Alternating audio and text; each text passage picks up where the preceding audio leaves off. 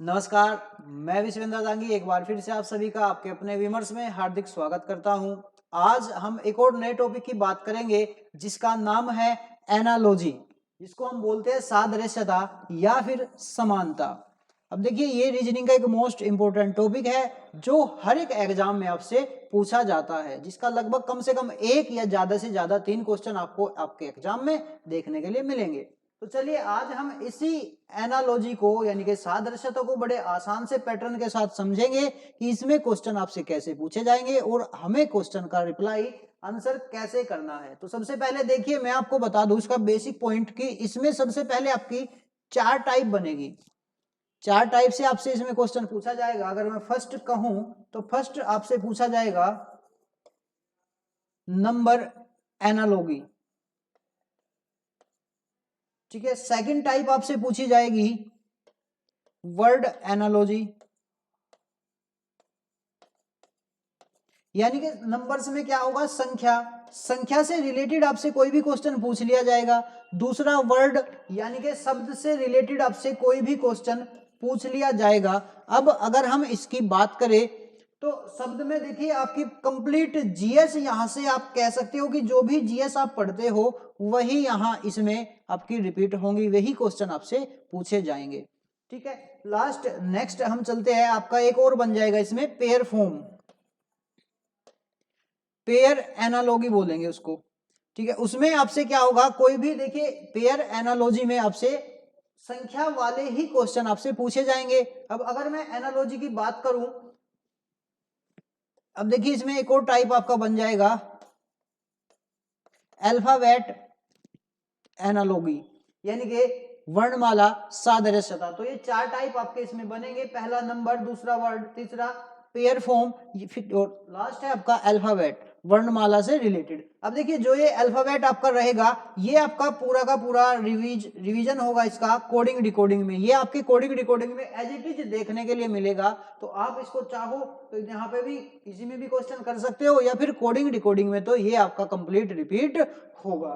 तो चलिए अगर हम बात करेंगे नंबर एनालॉजी की, कैसे आपसे क्वेश्चन पूछे जाएंगे। आपसे देखिए चाहे नंबर की बात हो, वर्ड की बात हो, अल्फाबेट की बात हो या फिर पेयर की बात हो, तो उसमें क्वेश्चन आपसे कैसे पूछे जाएंगे वो देखिएगा। जैसे ही मैं अगर नंबर की बात करूं, नंबर में आपसे पूछा गया 2, 4, 3, तो नेक्स्ट आपको बताना है क्या आएगा। अब देखिए यहां जो आपका आंसर होगा वो आपको देखना है ऑप्शन के अकॉर्डिंग क्या है, ऑप्शन के अकॉर्डिंग, यानी कि ऑप्शन में आपको क्या दे रखा है। जैसे 2 से 4 यानी कि इसमें क्या है, समान सादृश्यता, या फिर आप बोल सकते हो उसको समानता।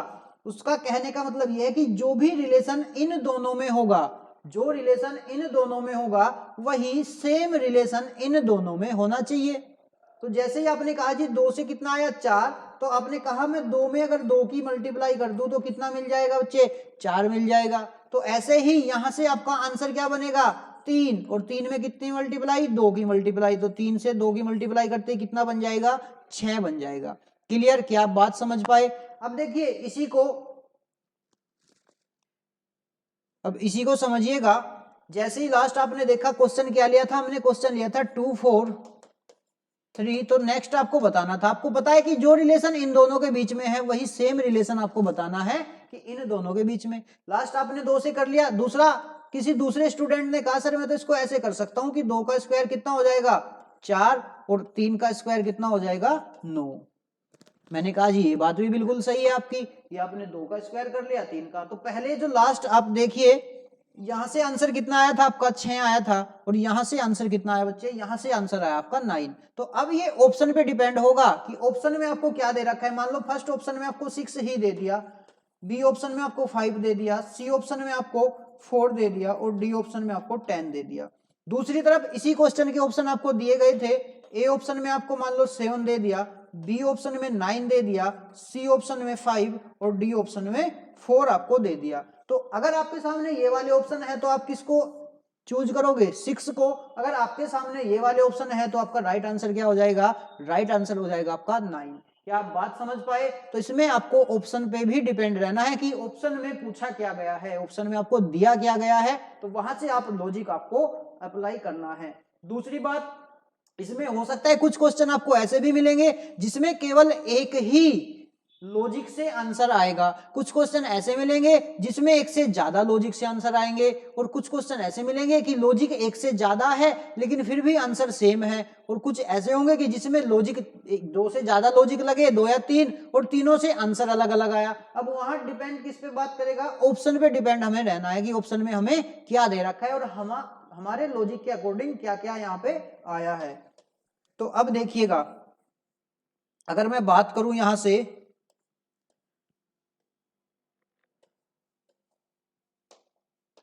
अगर मैं यहां से बात करूं तो आपको पता है कि नंबर्स में क्या यूज होगा, प्लस माइनस मल्टीप्लाई डिवाइड, इसके बाद आपका स्क्वायर क्यूब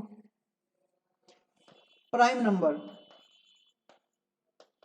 इन सभी का यूज कहां होगा, संख्या एनालॉजी में, यानी कि आपका सादृश्यता में इन सभी का यूज होगा, संख्या सादृश्यता में इन सब का यूज होगा। वर्ड की अगर मैं बात करूं तो देखिए, किसी भी कंट्री का नाम, किसी भी कंट्री से रिलेटेड, उसकी पॉपुलेशन से रिलेटेड,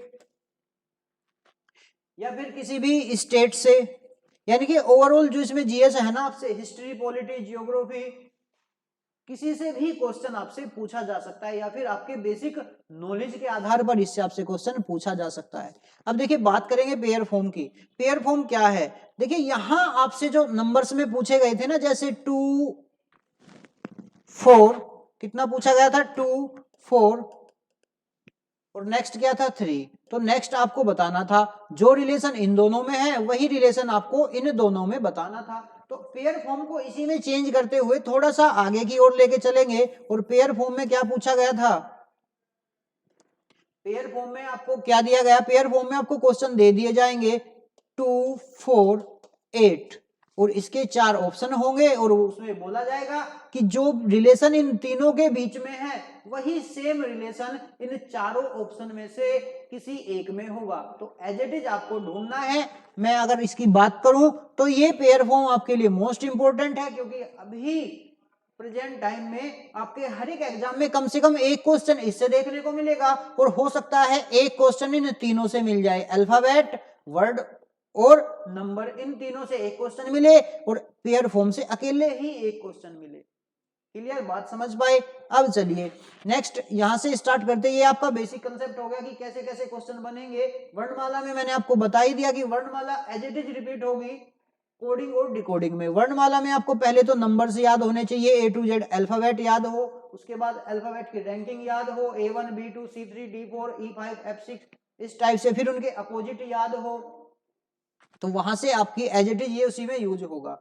तो चलिए अब हम बात करेंगे अपने टाइप 1, सबसे पहले नंबर एनालॉजी की। तो चलिए आपके सामने क्वेश्चन आपकी स्क्रीन के ऊपर, यहां से देखिएगा,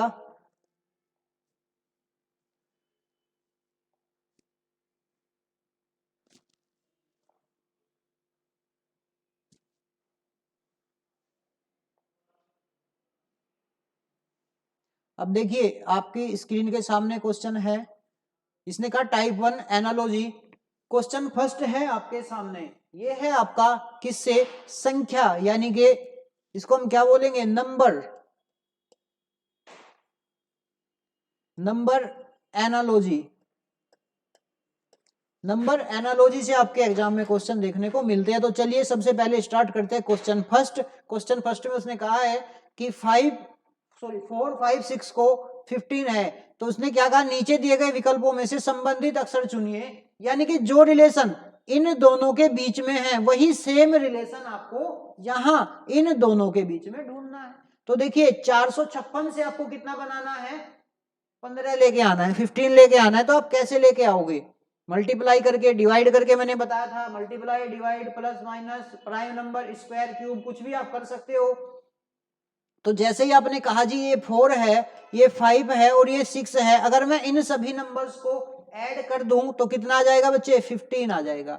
चलिए ऐसे ही आपने कहा जी अगर आप इन सभी को ऐड करते हो तो ऐड करते ही कितना आ जाएगा, 24, जो कि आपको दिखाई देगा ऑप्शन डी में। क्या आप बात समझ पाए, जो आपको दिखाई देगा ऑप्शन डी में। चलिए यहां से क्वेश्चन नंबर फर्स्ट का आंसर आपके सामने। अगर मैं बात करूं क्वेश्चन नंबर सेकंड की, तो अब देखिए उसने कहा 6:2 रेशियो 7। जो रिलेशन मैंने अभी बताया था, जो रिलेशन इन दोनों के बीच में है वही सेम रिलेशन आपको यहां देखना है। तो अब देखिए 6 से आपको 222 बनाना है। कैसे बनाएंगे?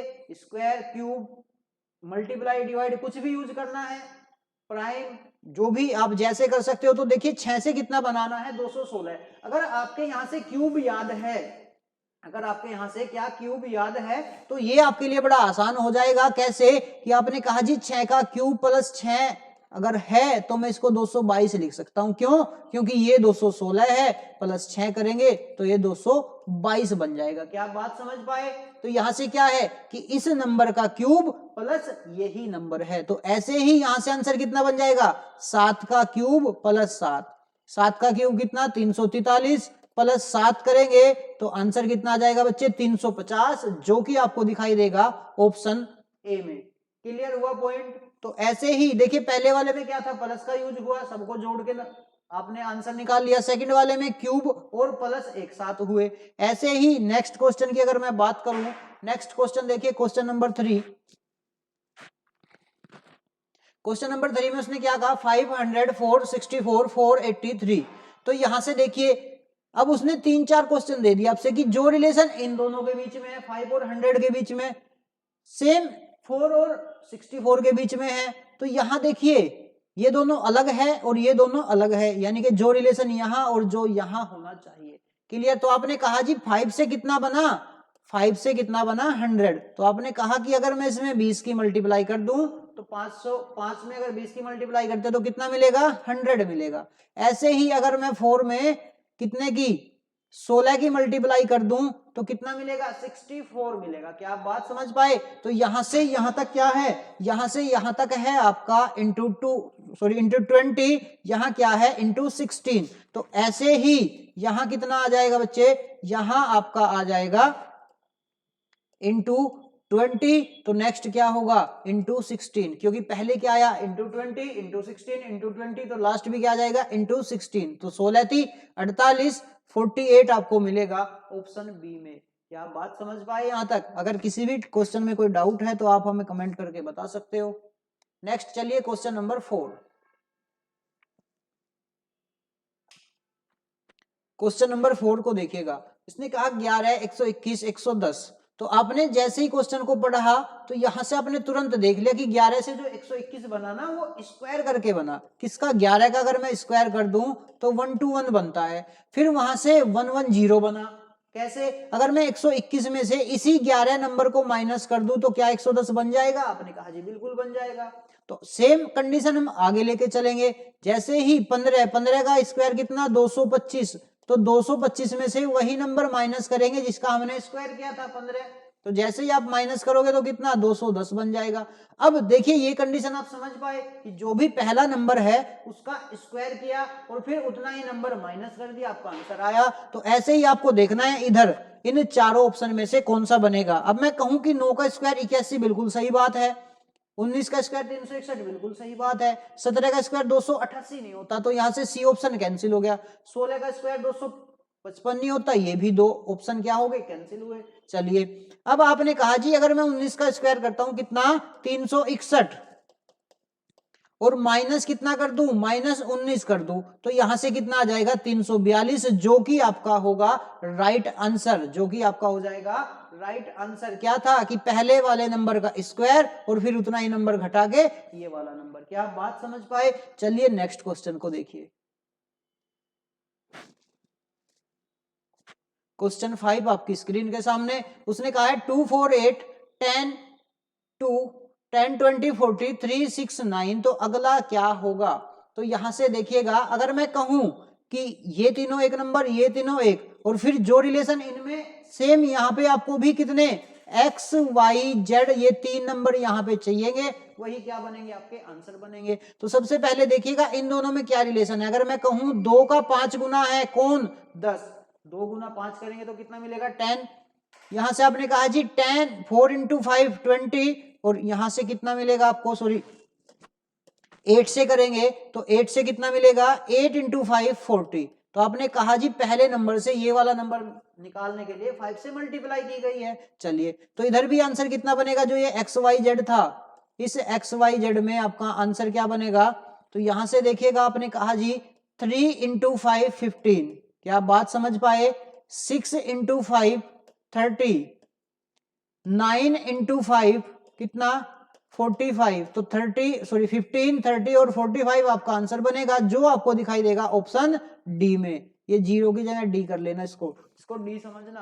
तो यहां से क्या आ जाएगा, आपका आंसर आ जाएगा। लॉजिक क्या था कि ये जो नंबर है ना, ये इसका 5 गुना है, ये इसका 5 गुना, ये इसका 5 गुना, तो इधर भी क्या होंगे, सारे के सारे नंबर 5 5 5 गुने होंगे। क्या आप बात समझ पाए। चलिए जी नेक्स्ट देखिएगा। नेक्स्ट यहां से उसने कहा 6 3, सॉरी इसने ये क्वेश्चन नंबर 6 है, ये क्या है, क्वेश्चन नंबर 6 है। क्वेश्चन नंबर 6 को देखिएगा, 3 1 2 2 9 1 4 4 0 2 3 3। तो आपने जैसे ही ये नंबर्स देखे कि इन दोनों का जो रिलेशन होगा वही सेम रिलेशन हमें कहाँ चाहिए, यहां पर। तो आपने देखा जी 3 को क्या लिखा गया 9, तो आपने कहा जी यहां कर दिया गया है स्क्वायर, यहां क्या किया गया, स्क्वायर किया गया है। 3 का स्क्वायर 9, 1 का स्क्वायर 1, 4 2 का स्क्वायर 4, 2 का स्क्वायर 4। तो ऐसे ही 0 का स्क्वायर कितना रहेगा 0, 2 का स्क्वायर 4, 3 का स्क्वायर 9 और 3 का स्क्वायर 9। क्या आप बात समझ पाए। तो यहां से आंसर क्या बनेगा 0499, जो कि आपको दिखाई देगा ऑप्शन डी में। क्लियर है पॉइंट। चलिए नेक्स्ट, अब देखिएगा क्वेश्चन नंबर 7। क्वेश्चन नंबर 7 थोड़ा सा इंपॉर्टेंट है, इसको इंपॉर्टेंट करके लिखना। उसने कहा 5.5 से 30.25 आपको प्राप्त हुआ है। तो जो रिलेशन इन दोनों के बीच में है वही सेम रिलेशन कहां होगा, यहां होगा। क्या बात समझ पाए। तो अगर मैं कहूं कि 5.5 का मैं क्या कर देता हूं स्क्वायर, तो कितना मिलेगा 30.25 मिलेगा। तो ऐसे ही 11.0 का स्क्वायर करेंगे तो कितना मिलेगा, 11 का स्क्वायर 121, तो आंसर बनेगा डी। क्या आप बात समझ पाए। तो यहां भी कंडीशन क्या थी, स्क्वायर दे रखे थे। ये जो बाद वाला नंबर है पहले वाले नंबर का क्या था, ये स्क्वायर था। क्लियर। अब चलिए नेक्स्ट क्वेश्चन देखिए। नेक्स्ट क्वेश्चन क्या पूछा गया आपसे, इसने कहा 0.01। अब यहां बताइए यहां क्या होगा, 0.0001, तो इसमें आपको बताना है क्या आ जाएगा। तो अब देखिए 0.01 से हमें कितना बनाना है, 0.0001 हमें बनाना है। नेक्स्ट आपसे पूछा गया है 0.5, तो 0.5 से देखिएगा क्या आपसे 0.5 में क्या आपको बनाना है। तो जैसे ही आप इसको क्या करोगे, इसका स्क्वायर करोगे 0.01 का, यानी कि 0.01 का स्क्वायर करते ही 1 का 1, तो कितने, यहां 2 अंक छोड़ के पॉइंट है तो इधर कितने 4 अंक छोड़ के पॉइंट आ जाएगा आपका। क्लियर। तो ये बना। तो ऐसे ही 0.05 का स्क्वायर करोगे तो 5 का स्क्वायर कितना 25, और यहां से 2 अंक छोड़ के पॉइंट है, हमें चाहिए कितने अंक छोड़ के 4 अंक छोड़ के, तो 2 जीरो और लगा के आप यहां से ये आंसर निकाल सकते हो 0.0025। तो यहां से बी ऑप्शन आपका आंसर होगा। क्या आप बात समझ पाए। इसमें भी क्या था देखिए, ऊपर वाले में भी क्या था, इससे ये स्क्वायर बन रहा था और इससे यहां से ये क्या बन गया, इसका स्क्वायर बन गया। क्लियर। चलिए नेक्स्ट क्वेश्चन देखिएगा, फटाफट अपने सारे क्वेश्चन निपटा लेते हैं। अब देखिएगा नेक्स्ट क्वेश्चन, उसने कहा 10 से कितना बना 101, यानी कि अगर आप देखते हो कि 10 का स्क्वायर कितना है 100, लेकिन यहां है 101, तो आपने कहा जी जो ये 10 का स्क्वायर है ना, इसमें +1 कर दिया गया, +1 करके क्या बना दिया गया 1। तो ऐसे ही नेक्स्ट नंबर क्या हो जाएगा 20 का स्क्वायर करके +1 करोगे तो 20 का स्क्वायर कितना 400 +1, तो आंसर कितना बनेगा 401, यहां से आंसर होगा। क्लियर। तो यहां से आंसर क्या हो जाएगा आपका 401, और ये रहा आपका आज का लास्ट क्वेश्चन, क्वेश्चन नंबर 10। अब देखिएगा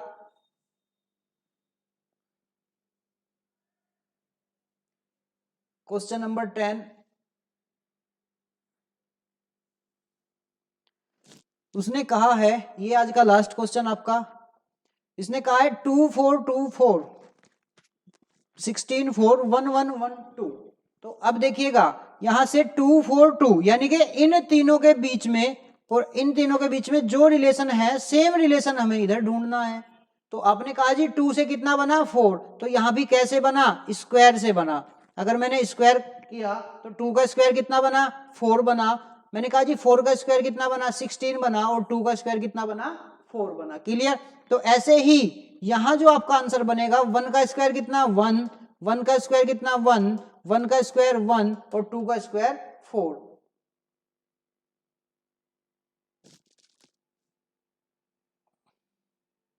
तो नेक्स्ट देखिए 2 का स्क्वायर 4। अब देखिएगा यहां जो ये आपको 2 दिखाई दिया ना, इसमें थोड़ा सा मिसप्रिंट है। ये जो 2 आपको दिखाई दिया यहां ये 2 नहीं है, ये आपको बताना था केवल ये 3 ही नंबर है। और जब आप 3 नंबर का स्क्वायर करोगे ये यहाँ 2 की फॉर्म में है, ये मिसप्रिंट है।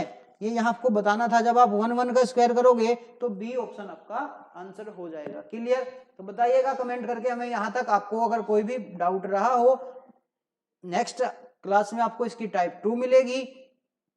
तो मिलते हैं आपसे नेक्स्ट क्लास में, तब तक के लिए धन्यवाद।